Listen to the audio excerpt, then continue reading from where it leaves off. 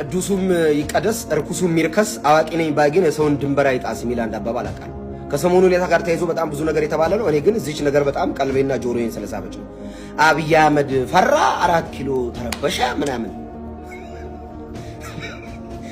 አብይ አህመድ ፈራ ሄቼቼ በእውነት ፈርቶ ስልጣን ላይ ከመምጣቱ በፊት በምስራቅ አፍሪካ ውስጥ በገንዘብም በሴኩሪቲ አቋም አንቱታን ያተረፈችውን ህወሓት የምትባል ግዙፍ ድርጅት ለማሽመድመድ ያሳሳቀ መለስ እግር ስር ቁጭ ብሎ በረከት ስምኦን የሚባል ጃይንት ሰው ሸውዶ እና አቦይ ስብሃትን ባልጠበቁት መንገድ ድርጅቱን እንዳልነበር አድርጎ ስልጣን ላይ ከመጣ በኋላ እንኳን ችግኝ ሲተክል ኳስ ሲቀልስ ሲስቅ ሲያሳቅቅ እናቶችን ሲስም በየሀገሩ ቱር ሲያደርግ በቃ አይሆንም ብለው እንደፈለጉ ሊጫወቱ ሲሞክሩ አሽመድምዶ አስቀምጦ ዛሬ ላይ ከዛሬ 9 እና 8 ዓመት በፊት የኢትዮጵያ ወታደር ቼክ ብታረግ በብሔር ተቧድኖ ቃታ ሊሳሳብ ጥቂት የቀረውን ወታደር እንደ አዲስ አደራጅቶ የሀገራዊ ሜንታሊቲ እንዲኖረው ወታደሩን አድርጎ ዛሬ ኢትዮጵያ ወታደሩ ፊት ብሔር ብታወራ በጥፊ ነው የሚጨረግድ ጉዳዩ አይደለም። ኢትዮጵያ ወታደር ኢትዮጵያ የሚል ሜንታሊቲ ወታደሩ ውስጥ ገንብቶ ከእግረኛ እስከ ስፔሻል ፎርስ እስከ አየር ኃይል በምስራቅ አፍሪካ ግዙፍ የወታደር ተቋም የገነባን ሰውዬ በግጥም ይፈራል ማለት ነው። ያውም በለጨና በተጻፈ ግጥም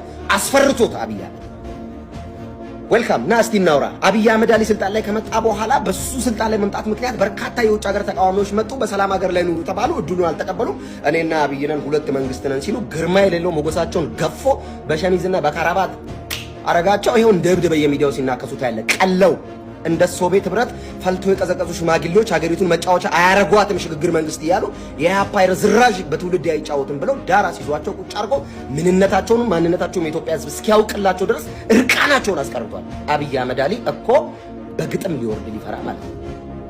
ሰውየው ኢትዮጵያ መጻኢ ዕድሏን ይወስናል የሚባለውን ግዙፍ ወደብ የአሰብን ወደብ በድርድር ካልሆነ ግን እያለ በኮንፊደንስ በኢትዮጵያ መሪዎች ታሪክ ታይቶ በመታየው ሁኔታ በራስ መተማመኑን ቀና አድርጎ ወደቡን እንወስዳለን የሚል በራስ መተማመኑ የትውልዱን የወደብ ጥያቄ እንደ አዲስ ያነሳሳ ኢትዮጵያን የሚወድ በናሽናል ኢንተረስት ለሰከንድ ሽርፍራፊ የማይደራደረው አብይ አህመድ አሊ ብዙዎች ኢትዮጵያ በምትል ማሊያ ተደርበው ግን የዚች ሀገር ጠላት መሆናቸውን እንዲህ ያሳየን እኮ ነው አብይ አህመድ አሊ። ብዙ ጊዜ ኢትዮጵያዊ ነን የሚሉ ሰዎች እኮ ፍንትው አድርጎ ዘረኛ መሆናቸውን እኮ ያሳየን አብይ አህመድ አሊ። ሀገሪቱ ላይ እየተገነቡ ያሉ ግዙፍ ፕሮጀክቶች፣ ትምህርት ቤቶች፣ ሆስፒታሎች፣ በየክልሉ የተገነቡ ዳቦ ቤቶች በጣም ብዙ ወላይታ፣ ባህር ዳር፣ ምንድነው እዚህ ጎንደር፣ እንደ አርባ ምንጭ፣ ድሬዳዋ፣ ሐረር ሂድስት የተገነቡ ስራዎች አዲስ አበባ በብዙ መቶዎች የሚቆጠሩ ዓለም አቀፍና ሀገር አቀፍ ሁነቶችን ያስተናገደችው በንጽህናዋና በተሰራው ስራ እኮ ነው። ገና ይቀጥላል እየተሰራ ብራይት የማይወድ ንጹህ ነገር የማይወድ የሚቆጣ ስፒሪት አግዛችሁ ከዓለምና ከዝሙት ከርኩሰት ከዘፈን ጋር ተደረባችሁ የምትቃወሙ አንዳንድ ኢየሱስን እናውቃለን የምትሉ ክርስቲያኖች ግን ታዘብኳችሁ። እንደ ክርስቲያን ለመሪ እንጸልያለን። በብዙ ምክንያት አብይ አህመድን ደግፈዋል። በብዙ ምክንያት አትሊስት ይሄ ሰው ይጸልያል ተንበርክኮ ኢየሱስ ይላል እግዚአብሔር ይመስገን ይላል እደግፈዋል። በዚህና በብዙ ምክንያቶች ግጥም አድርጌ ነው ከጎኑ የምቆመው ግጥም አድርጌ እና በዚህ ሁሉ መሀል እንዳልክ ችግር የለም አለ። መች ነው የሚያልቀው? ያልቃል፣ ይሰራል፣ እየተሰራ ይላል። የኢኮኖሚ ጥያቄ የኑሮ ውድነት ጥያቄ ያለው ህዝብ ኦፍ ኮርስ ይስተካከላል። በየክልል በየገጠር የተቀመጠው ሌባ ግን ሰክስጋ አውጥታል ለመንግስት ማጋለጥ ያንተ ስራ ነው። ሌባ የለም አለ። ይሄ ለውጥ እንዳይሄድ ይሄ ብራይትነስ እንዳይቀጥል የሚያደርጉ የመንግስት ሹማምንት አሉ። መች ነው የሚጠፉት? ያጠፋቸዋል። የጊዜ ጉዳይ ነው። ይጠረጋሉ። ኢትዮጵያንና ኢትዮጵያን የሚወዱ ሀገሪቱን መጻኢ ዕድል በኢኮኖሚ እድገትና በህዝቦች ሰላማዊ ኑሮ ላይ የተመሰረተ እንዲሆን የሚያደርጉ ሰዎች ብቻ ከአብይ አህመድ ጋር ይቀጥላሉ። እኔ አንዱ ስለሆንኩ እቀጥላለሁ። አብይ አህመድ ሲሆን ለመሪ መጸለይ ሲገባ ቆማችሁ እኩል ህዝብን ትውልድን ደም የሚያፋስስና የኢትዮጵያን ህዝብ ማስለቀስ በጣም ሲምፕል ነው። በጣም ቀላሉ ነገር የኢትዮጵያን ህዝብ ማስለቀስ ነው። አሳዛኝ ክላስ ካልታስገባለ መከረኛ የሆነ ባንዲራ አለ ምናምን ስትል ማስለቀስ ቀላል ነው። መፍትሄ ምን ይሻለናል፣ ምን እንስራ፣ ምን እንለውጥ ተብሎ ነው የሚወራው። በይሳል ሰውየው ጉዳዩ አይደለም።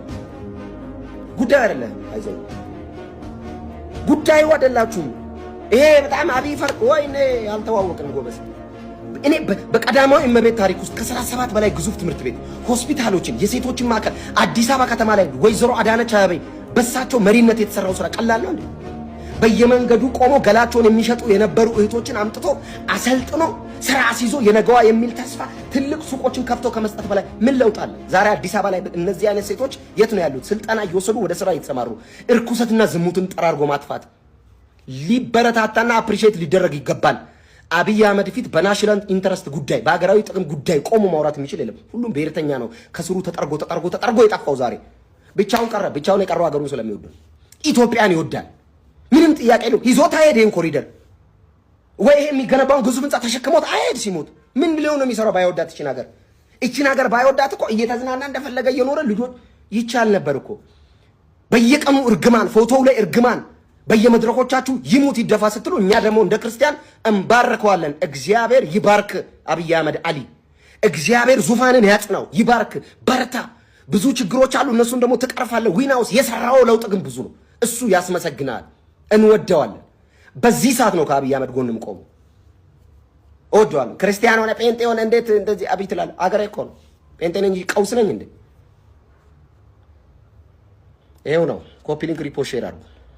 ግጥም አድርገን እንባርከዋለን። ግጥም አድርገን አዲስ አበባ ላይ ክረምት በመጣ ቁጥር እዚያ አቧሬ ወንዝ ዳር ስንት መከራቸውን ሲበሉ የነበሩ እናቶች የሚኖሩበት ቤት የሚጠራዱበት የነበረ ሽንት ቤት 40 እና 80 ሰው እዛ ጨለማ እዛ የሆነ ሰፈር ውስጥ የሚኖሩትን አንስቶ ቤት ገንብቶ ትልልቅ ሪል ስቴት ስታንዳርድ የተሰሩ ቤቶች ውስጥ ማስገባት በላይ እናቶችን እፎይ ከማስባል በላይ ምንድን ነው የሚፈለገው? እዚህ ሀገር ማን ነው ለዚች ሀገር እውነት አዛኝ? የሆነ ነገር እያመጡ ማልቀስና ማስለቀስ እኮ ሲምፕል እንዴ! የሆነ ነገር እየመዘዙ እኮ እንደዚህ ማድረግ እንደዚህ ሆኗል ማለት ሲምፕል ነው። በዚህ ሁሉ ተቃውሞ መሃል ግን እንደ ጸና ቀጥሏል 8 ዓመት። ከዚህ በኋላ ብዙ ስራዎች ይሰራሉ። እናምናለን እንዲሰራ የሚፈልገው ነገር ሁሉ ቀኛችንን እንሰጣለን። ምንም ጥያቄ የለውም። ከአብይ አህመድ ጎን ነኝ እንዴ። ምንድነው ስንት ስራ ነው የተሰራው እዚህ ሀገር ላይ? ስንት ግዙፍ ፕሮጀክቶች ነው የሰሩት? ስንት ስራ እስቲ እንዘርዝር ከተባለ ማለት ነው። አሁን ቀጣይ ደግሞ የሚሰሩ ብዙ ስራዎች አሉ። ከእህል ጋርና ከምግብ ጋር የተያዘ የምግብ ጥያቄውን የሀገሪቱን በወደብ ምክንያት ደግሞ የሀገሪቱን ራቁታቸውን ሊያስቀሩ የነበሩ ጉዳዮች የወደብ ጥያቄ ሲመለስ ሁሉም መስመሩን ይዛል። እንደሚሳካ ተስፋ እናደርጋለን። እንዲሳካ እንጸልያለን እንጂ አልረግመውም። እኔ ከዝሙትና ደም ማፋሰስን አፕሪሺየት ከሚያደርግ ከዘፈንና ከዚህ ዓለም ርኩሰት ጋር ቆሜ አልረግመውም። አብይ አህመድ አሊን እደግፈዋለሁ። አዘ ክርስቲያን እደግፈዋለሁ። ጨርሻለሁ። ጌታ ይባርክ፣ በርታ። ወይዘሮ ዝናሽ ታያቸው፣ ቀዳማዊት እመቤት፣ እንደገና ወይዘሮ አዳነች አበቤ፣ ትልልቅ የመንግስት ሹማምንት፣ ምክትል ጠቅላይ ሚኒስትሩ፣ ሁላችሁም በየስፊናው ከሴኩሪቲ አንጻር መከላከያ አባላት፣ የፌዴራል ፖሊስ አባላት፣ ህዝባዊ ፖሊሶች፣ በሁሉም በሴኩሪቲ ላይ የምትለፉ የምትሰሩ ያላችሁ በርቱ። ጀግና ለዚች ሀገር የምትለፉ ከሌባ ጋር የምትታገሉ እናንተ እንዲህ የለፋችሁ ግን ከላይ ተቀምጠው የሚበላለ አሳልፋችሁ ስጡ። ከሌባ ጋር አንድ ቴብል ላይ አትቀመጡ። እናንተ ለዚች ሀገር የምትለፉ ሁላችሁም ሪስፔክት ይገባችኋል። እንጸልይላችኋለን፣ እንባረካችኋለን። ተባረኩ።